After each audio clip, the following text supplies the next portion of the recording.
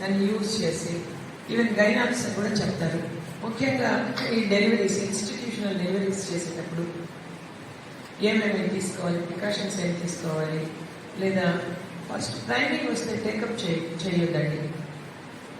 Priming వస్తే they may be having precious pregnancy also or teenage pregnancy also which we don't no.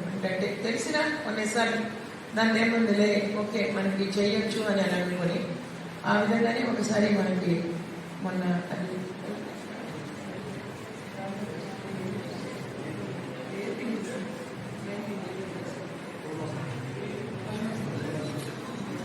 So కొలమాసినపల్లి పిహెచ్సిలో అది problem అయింది. ఉన్నారా starters? Yeah, primary కదమ్మా, teenage pregnancy. Why you have taken amma? Why you have admitted that patient or case?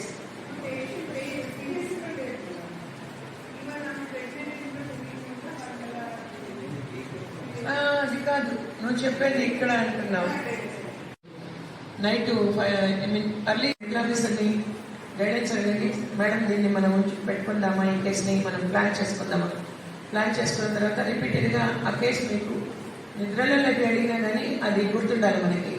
అంత స్థాయిలో మీరు ఆమె daily observation last week off the టైంలో EDD దగ్గరికి వచ్చేబట్టి అలా చేసుకోవచ్చు, తప్పలేదు.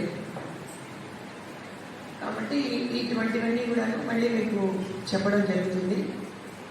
ఎట్టి పరిస్థితుల్లో కూడా నువ్వు పిహెచ్సి చేసేటప్పుడు చాలా జాగ్రత్తగా మీరు మెయింటైన్ చేయాల్సి ఉంటుంది. And some of the persons కొంతమంది